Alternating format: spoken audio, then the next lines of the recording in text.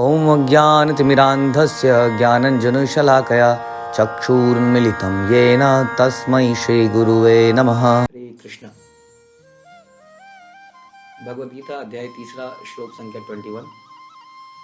यद यद आचरति श्रेष्ठ तत्तदेव तराजन ईसा यत् प्रमाणं कुरुते लोकस्तद अनुवर्तते। महापुरुष जो आचरण करता है, सामान्य व्यक्ति उसी का अनुसरण करते हैं। वह अपने अनुसरणीय कार्यों से जो आदर्श प्रस्तुत करता है, संपूर्ण विश्व उसका अनुसरण करता है। तो इससे पहले हमने सुना था कि भगवान ने बोला कैसे जनक जैसे राजाओं ने केवल नियत कर्म किए और उन्हें सिद्धि प्राप्त करी। तो हमने सुना कि कैसे ऐसा नहीं है कि कर्मों को त्याग के भगवान की प्राप्ति होती है। यदि हम भगवान की प्रसन्नता के लिए कर्म करते हैं तो वो श्रेष्ठकर बताया जा रहा है, क्योंकि कर्म को त्याग देने से कई बार हम बिगड़र हो जाते हैं, पदभ्रमित हो जाते हैं, क्योंकि जीवात्मा बिना कर्म करे रह ही नहीं सकता है। इसलिए नियत कर्म करें या कर्म योग करें। जो भी हमारे आश्रम में, हम गृहस्थ आश्रम में हैं तो गृहस्थ आश्रम में सपोज रहते हुए जो भी हमारी ड्यूटीज़ हैं, लेकिन वो ड्यूटीज़ को इस तरीके से निभाएं कि हर व्यक्ति कृष्ण भावनामृत बन जाए। परिवार का हर सदस्य, प्राइम ऑब्जेक्टिव यही होना चाहिए। ये नहीं कि ड्यूटीज़ करें और साथ में थोड़ा थोड़ा भक्ति में लगा देंगे, चलो ठीक है। ऐसे जैसे संसार में प्रसाद का मतलब है थोड़ी थोड़ी बूंदी। और आज हमने श्रील प्रभुपाद की ग्लोरिफिकेशन में सुना कि किस प्रकार से प्रभुपाद अपने जो उनके उसमें नए आते थे उनको बोलते थे गले तक खाओ, यहाँ तक खाओ कि गले तक भर जाए। हाँ, प्रारंभ में। हाँ, तो इसलिए थोड़े मोड़े से काम नहीं चलेगा, थोड़ी मोड़ी बूंदी से काम नहीं चलेगा। उसी तरह से हमारे कर्तव्य हम इस तरह से निभाएं कि उसका मुख्य उद्देश्य कृष्ण भावना में, तो ये बेटर है कर्म ना करने से।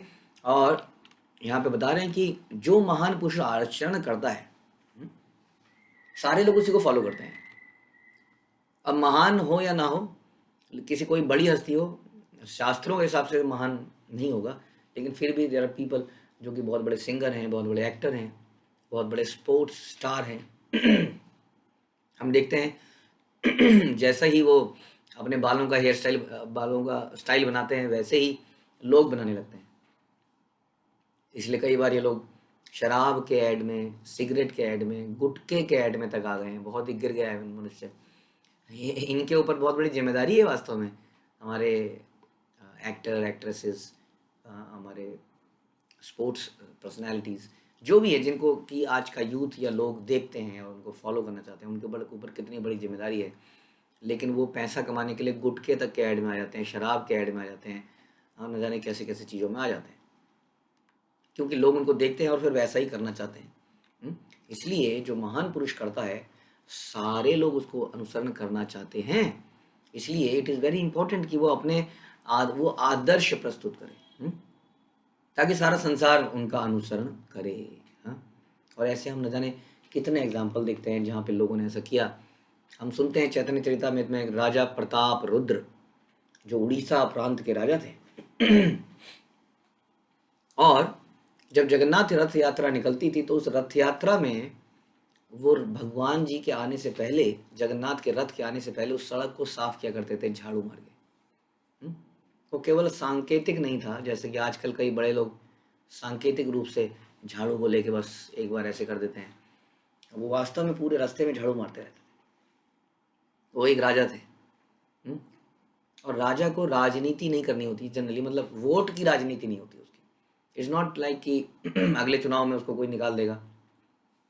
राजा का चयन होता था, राज परिवार होते थे, राज परिवार में राजा है, उनका बेटा राजा बनता था। हाँ, तो ऐसा भी नहीं है कि वो वोट की राजनीति के चक्कर में झाड़ू मार रहे थे। तो उनके आचरण से अभी तक हम लोग प्रेरित होते हैं इसको करने के लिए, कि जितनी भी प्रजा होगी उनको कितनी प्रेरणा मिली होगी उनकी प्रजा को, कि भगवान के सामने हम चाहे कितने भी अमीर क्यों ना हो, हमें एक सिंपल सर्वेंट बन के रहना है। और हमेशा ही हम भगवान के सामने रहते हैं क्योंकि भगवान हमारे कार्यकलापों को देख रहे हैं, हमारे हृदय में है। इसलिए हमेशा, और भगवान का नाम भी हम क्या बोलते हैं, दीन बंधु दीनानाथ।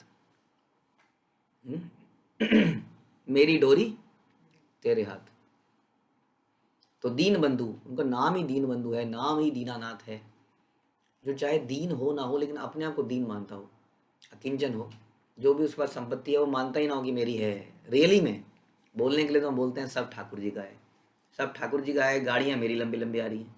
ठाकुर जी का मंदिर तो छोटा सा ही है, लेकिन गाड़ियाँ मेरी लंबी आ रही हैं, बेडरूम मेरे ऑपुलेंट बनते जा रहे हैं, लेकिन घर सब कुछ, धन सब कुछ ठाकुर जी का, ऐसा लोग बोल देते हैं। कि वास्तव में सोचे कि मेरा नहीं है, वो भी दीन ही के कैटेगरी में है। जो अपने आप को सबसे निम्न समझे, तुच्छ समझे, वो भी दीन की कैटेगरी में है। इसलिए भगवान विशेषता ऐसे लोगों के नाथ हैं जो अपने आप को निम्न मानते हैं।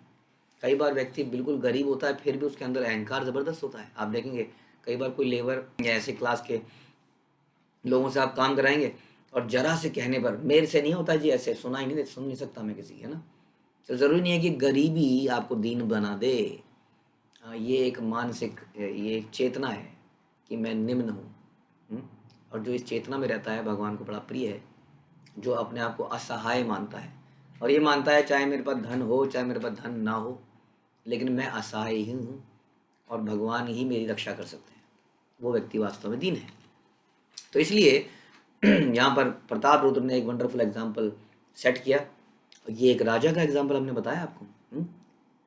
उसके बाद एक और राजा की कहानी आती है श्रीमद् भागवत में, रंतिदेव, जिन्होंने एक ऐसा एग्जाम्पल सेट कर दिया जो कि तोड़ा ही नहीं जा सकता है, ऐसा रिकॉर्ड तय कर दिया। हाँ, उन्होंने दानवीरता की, करुणा की सीमा को त्याग दिया, सीमा को पार कर दिया।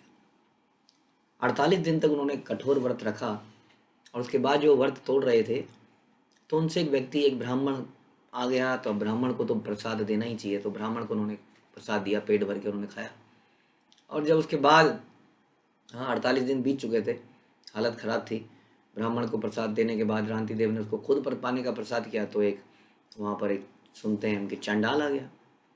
एक व्यक्ति आ गया जो अपने कुत्तों के लिए, पानी वाला तो एंड में आया था, चंडाल आ गया, चंडाल को मांगा, जबकि चंडाल वॉज ए लो पर्सन, जो कि dog eater, is like a dog eater, कुत्ता खाने वाला, मीट में भी कुत्ता खाने वाला, बहुत ही लो क्लास व्यक्ति चेतना के हिसाब से, उसको भी दे दिया। फिर एक व्यक्ति आया, केवल पानी बचा था, पानी पी के अपनी जान बचाने की कोशिश कर रहे थे, क्योंकि अदरवाइज मर ही जाते। तो एक कुत्ता आया, एक आदमी आया, कह रहा है मेरे कुत्तों को पानी चाहिए, कुत्तों को पानी दे दिया। तो भागवत में बहुत डिटेल की कथा है, हम कभी इसको पढ़ेंगे आराम से, तब इस पर चर्चा करेंगे डिटेल में। लेकिन एक ऐसा एग्जाम्पल था जिसमें कि पूरा मतलब बलिदान का एक अनूठा एग्जाम्पल, और ऐसे एग्जाम्पल देखने नहीं मिलते। इट इज़ वेरी डिफ़िकल्ट अपनी भूख को इस प्रकार से टॉलरेट करना, बड़ा मुश्किल काम है। इतने दिनों बाद तक वो जीवित रहे संभव, भगवान की ध्यान लगाते हुए, और फिर सर्वस्व त्याग दिया। और बाद में पता चला कि सारे देवी देवता थे जो उनकी परीक्षा लेने के लिए वास्तव में आए थे। तो ऐसे एग्जाम्पल सेट करने पड़ते हैं। ध्यान रखिए, आप कहेंगे हम कोई महान थोड़ी हैं प्रभु जी, हमें एग्जाम्पल सेट करने की क्या ज़रूरत है? 2 कारणों से ज़रूरत है। एक तो आप महान हो ना हो, लेकिन किसी न किसी के पिता तो होंगे ही, किसी न किसी की माता तो होंगे ही, किसी को तो पढ़ाते ही होंगे अपने जीवन में, कभी तो किसी को पढ़ाया होगा। अध्यापक होंगे, टीचर होंगे, या कोई ऐसा व्यक्ति होगा जो आपको बहुत मानता होगा, जो आपकी हर बात मानता होगा। उस व्यक्ति के लिए तो आप लीडर ही हैं, उसके लिए तो आपको एक महान आचरण करना ही पड़ेगा। और दूसरा, चैतन्य महाप्रभु कहते हैं कि अमार आज्ञा गुरु है तार यही देश। चैतन्य महाप्रभु कहते हैं कि सबको भारत भूमि थे, हल है मनुष्य जन्म यार, जन्म सार्थक करो, करो परोपकार। यहाँ पर तो खास तौर पे विशेष आदेश है कि हम सबको लीडर बनना है, लेकिन कैसा लीडर बनना है? सेवक लीडर बनना है। लीडर तो सारा संसार बनना चाहता है। आप कहेंगे अच्छा जी लीडर बनना है तो बहुत बढ़िया बात है, लीडर ही तो बनना चाहते हैं हम हमेशा, लेकिन ये लीडर कैसा है? सेवक लीडर। जैसे बलराम है सेवक भगवान, वैसे ये लीडर है सेवक लीडर, जो वास्तव में अपने अनुयायियों की भी सेवा करता रहता है और उनको कृष्ण भक्ति देता है। तो इस प्रकार से यदि हमें ऐसा बनना है, हमें कृष्ण के नाम का प्रचार करना है, तो हमें कैसा एग्जाम्पल सेट करना पड़ेगा, वो बताया जा रहा है यहाँ पर, कि जैसा हम करेंगे वैसा ही आगे वाली पीढ़ी करेगी। उसके बाद हम सुनते हैं स्टोरी राजा शिवी की, तीसरे राजा। देखिए राजा, इसलिए इन राजाओं को राज ऋषि कहते थे। राजा शिवी ने, अभी कुछ दिन पहले भी हमने चर्चा करी थी, किस प्रकार से एक कबूतर को बचाने के लिए एक बाज को अपने शरीर का मांस काट काट के दिया। अगेन एक और अनूठा एग्जाम्पल।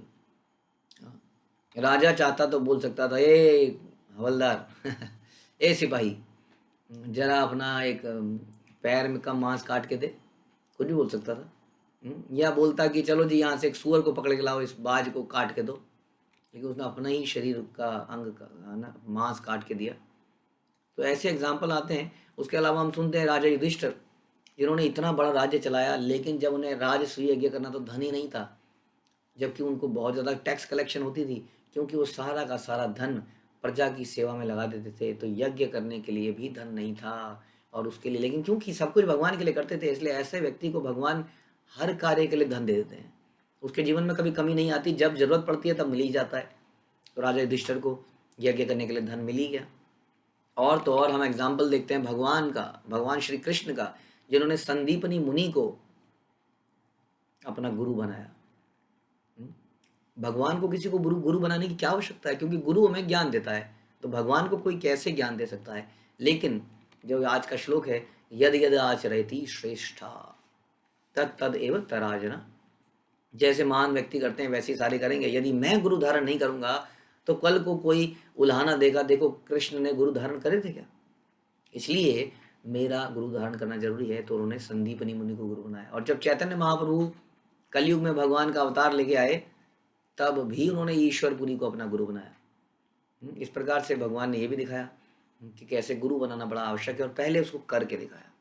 राजा राम की हम कहानी सुनते हैं, उनका तो पूरा जीवन ही आदर्श है, जिसको हम कहते हैं मर्यादा पुरुषोत्तम। कृष्ण तो लीला पुरुषोत्तम थे, फिर भी कई बार ऐसा लगता था कि नियमों को तोड़ देते हैं, क्योंकि उनके लिए कोई नियम वैसे ही नहीं थे, क्योंकि वो अपने 6 ऐश्वर्यों के साथ आए थे, वो संपूर्ण भगवान आए थे। हाँ, लेकिन राम जी का स्पेशल पर्पस था। तो उन्होंने पूरे जीवन में कई सारे सिद्धांत करके दिखाए। एक पत्नी के साथ संबंध कैसे बनाया जाए, कैसे हम एक ही पत्नी से संतुष्ट रहें, राजा राम ने हमें करके दिखाया। वचनों में बद्धता को करके दिखाया।